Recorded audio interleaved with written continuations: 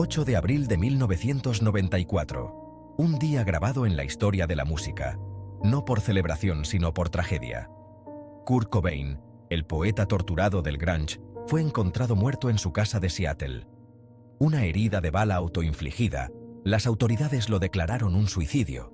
Caso cerrado. O eso parecía. La muerte de Cobain conmocionó al mundo. Era más que un músico, era la voz de una generación. Sus letras crudas y sus gritos de angustia hablaban del dolor y la alienación que muchos sentían. Hasta el día de hoy, su muerte permanece rodeada de controversia. ¿Fue realmente el trágico final de un alma torturada? ¿O hubo algo más siniestro en juego?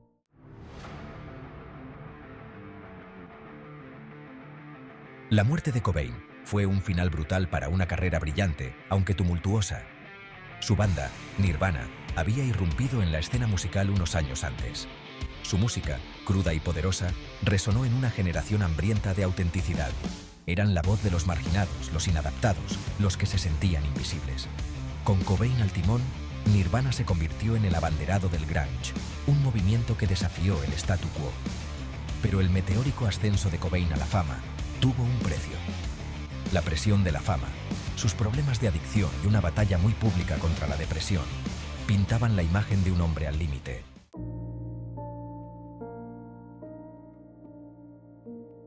Kurt Cobain nunca buscó ser un portavoz. Era un artista, crudo y vulnerable, que vertía su corazón en su música. Sin embargo, se convirtió en un ícono, una voz reacia para una generación que lidiaba con la desilusión y la angustia. Nacido en Aberdeen, Washington, la infancia de Cobain estuvo marcada por un sentimiento de no pertenencia. Encontró consuelo en la música, inspirándose en el espíritu rebelde del punk rock.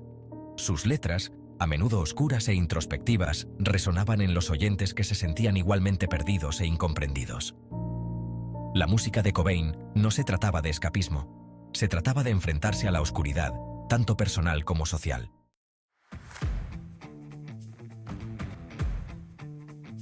(1991) Nirvana lanzó Smells Like Teen Spirit. El resto, como dicen, es historia. La canción se convirtió en un fenómeno global, impulsando a Nirvana a alturas inimaginables. Su icónico riff de guitarra y la voz ronca de Cobain se convirtieron en sinónimo de una generación. Pero Smells Like Teen Spirit fue más que una canción de éxito.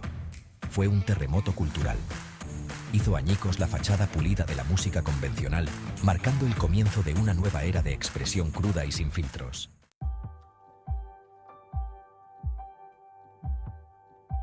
Sección 3. Más allá de la música, el impacto de Cobain. La influencia de Cobain se extendió mucho más allá del ámbito de la música. Desafió las normas sociales, cuestionó la autoridad y utilizó su plataforma para denunciar las injusticias. Fue un defensor de los derechos LGBTQ+, en una época en la que ese apoyo a menudo se recibía con hostilidad. Criticó abiertamente el sexismo y la homofobia, utilizando su música como vehículo de crítica social. Su impacto en la moda, la cultura y la forma en que una generación veía el mundo fue innegable.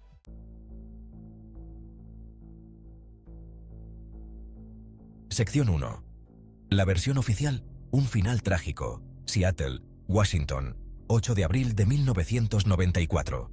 El mundo contuvo la respiración al conocerse la noticia. Kurt Cobain, el enigmático líder de Nirvana, había sido encontrado muerto. Tenía tan solo 27 años. La causa oficial de la muerte, una herida de bala autoinfligida en la cabeza. La escena pintaba un panorama desolador. El cuerpo de Cobain fue descubierto en un invernadero encima de su garaje, con una nota de suicidio cerca. Una escopeta yacía a su lado, confirmando aparentemente las sospechas iniciales de las autoridades. El frenesí mediático fue instantáneo. Los titulares gritaban tragedia, la de un artista atormentado que sucumbía a sus demonios.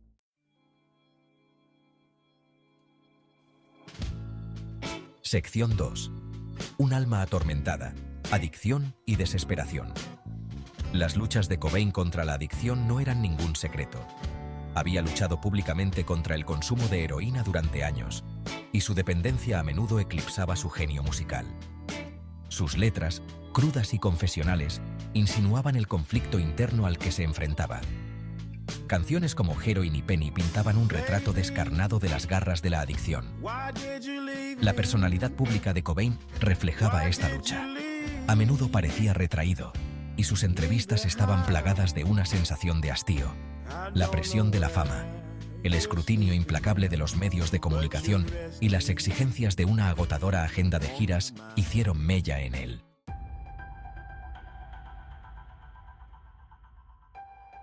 A pesar de la narrativa aparentemente clara, comenzaron a surgir susurros de duda. La muerte de Cobain, aunque impactante, no fue del todo inesperada.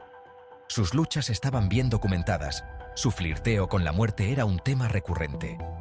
Sin embargo, ciertas incoherencias en la historia oficial no podían ser ignoradas. La cantidad de heroína encontrada en el organismo de Cobain era desconcertante. Según los informes, la dosis era 3 veces la cantidad letal, lo que planteaba dudas sobre su capacidad para siquiera apretar el gatillo.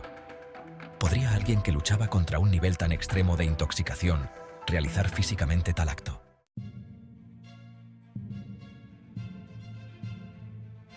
El veredicto oficial de suicidio no hizo mucho por sofocar la creciente ola de escepticismo. Empezaron a circular rumores de juego sucio, alimentados por las incoherencias que rodeaban la muerte de Cobain y el apetito insaciable de los medios de comunicación por la conspiración.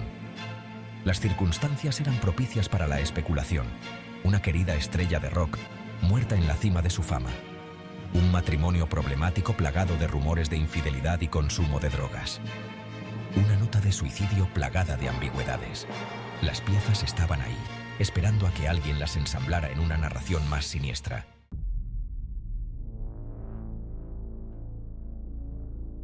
Las sospechas de Grant se centraban en varios puntos clave. Argumentaba que la cantidad de heroína en el organismo de Cobain era tan alta que le habría sido imposible apretar el gatillo.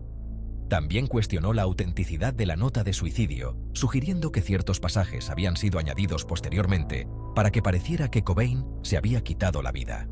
Señaló la falta de huellas dactilares legibles en la escopeta y el hecho de que el permiso de conducir de Cobain había sido encontrado extrañamente colocado en su cartera, como si hubiera sido colocado estratégicamente. Estas incoherencias, argumentaba Grant, no eran meros descuidos, sino más bien intentos deliberados de encubrir un asesinato.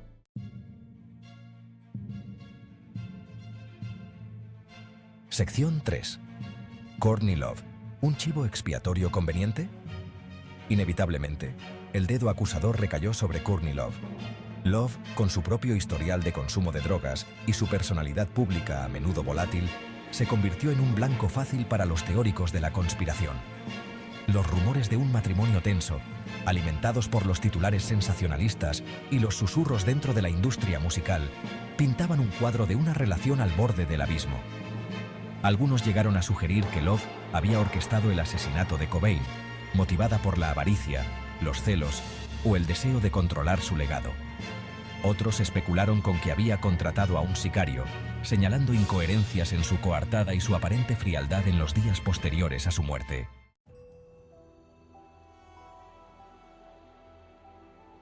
Sección 4. Una conspiración hecha raíces. Dudando de la versión oficial. Las teorías conspirativas en torno a la muerte de Cobain no se limitaron a las acusaciones contra Courtney Love. Algunos fans, negándose a creer que su ídolo se hubiera quitado la vida, se aferraron a explicaciones alternativas. Algunos argumentaban que Cobain había sido víctima de un acto de violencia aleatorio, atrapado en el fuego cruzado del entonces sórdido inframundo de Seattle. Otros susurraban sobre conspiraciones más elaboradas que implicaban a agencias gubernamentales, sociedades secretas o músicos rivales amenazados por el meteórico ascenso de Nirvana. Estas teorías, aunque carentes de pruebas, proporcionaban una sensación de orden frente al caos, ofreciendo una alternativa a la tragedia aparentemente sin sentido de la muerte de Cobain.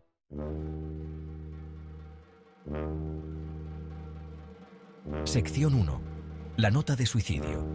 Una llamada de auxilio o una despedida fabricada. En el centro del debate sobre la muerte de Cobain se encuentra la nota de suicidio. Este documento escrito a mano, dirigido a Bodá, el amigo imaginario de la infancia de Cobain, se convirtió en un punto central tanto para los investigadores como para los teóricos de la conspiración. La nota, una mezcla de pensamientos garabateados y pronunciamientos aparentemente sentidos, pintaba la imagen de un hombre que se enfrentaba a la desesperación, la desilusión y el peso aplastante de la fama. No he sentido la emoción de escuchar y crear música, así como de escribir, durante demasiados años, escribió Cobain, siendo sus palabras un conmovedor reflejo del agotamiento artístico que parecía atormentarlo. Sin embargo, ciertos aspectos de la nota hicieron saltar las alarmas de quienes sospechaban que se trataba de un crimen. Se recurrió a expertos en caligrafía para que analizaran la nota, y sus opiniones variaron en cuanto a si había sido escrita íntegramente por Cobain. Algunos señalaron incoherencias en la escritura a mano, sugiriendo que partes de la nota podrían haber sido añadidas posteriormente. En concreto, las 4 últimas líneas de la nota, que parecían una despedida más genérica, diferían en tono y estilo del resto del documento. Estas líneas, que incluían la famosa frase «Es mejor quemarse que apagarse lentamente», parecían incongruentes con las anteriores expresiones de amor de Cobain por su mujer y su hija.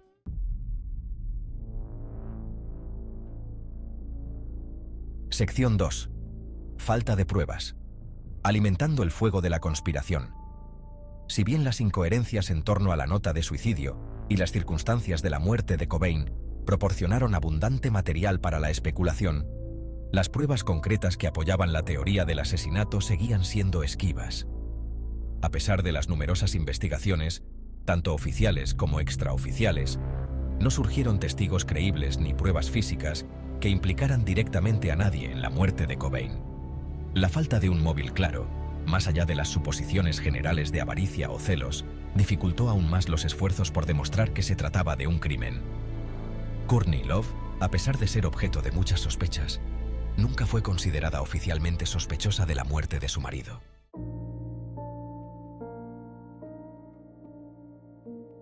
Sección 3. Un legado manchado. El impacto perdurable de la duda. El debate interminable sobre la muerte de Kurt Cobain ha tenido un profundo impacto en su legado. Aunque es indudablemente recordado como uno de los músicos más icónicos e influyentes de su generación, su prematura muerte sigue eclipsando sus logros artísticos. Las circunstancias de su muerte, envueltas en el misterio y la especulación, se han convertido en una parte ineludible de su narración, dando forma a la manera en que su vida y su música son percibidas tanto por los fans como por la crítica. La imagen de Cobain como un artista torturado, que luchaba contra la adicción y las presiones de la fama, se ha ligado indeleblemente a su suicidio, perpetuando una noción romántica del arquetipo del artista atormentado.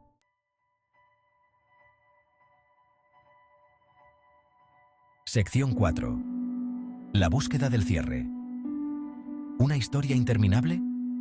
La fascinación perdurable por la muerte de Kurt Cobain habla de nuestra necesidad colectiva de cierre, especialmente cuando se trata de la pérdida de figuras icónicas que a menudo parecen más grandes que la vida misma. Queremos creer que hay respuestas, incluso ante la tragedia y la ambigüedad.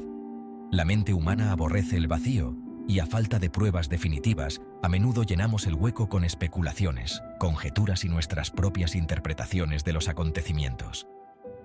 El paso del tiempo no ha hecho sino aumentar el misterio que rodea la muerte de Cobain, asegurando que su historia siga siendo una advertencia sobre la fama, la adicción y el poder perdurable de las preguntas sin respuesta.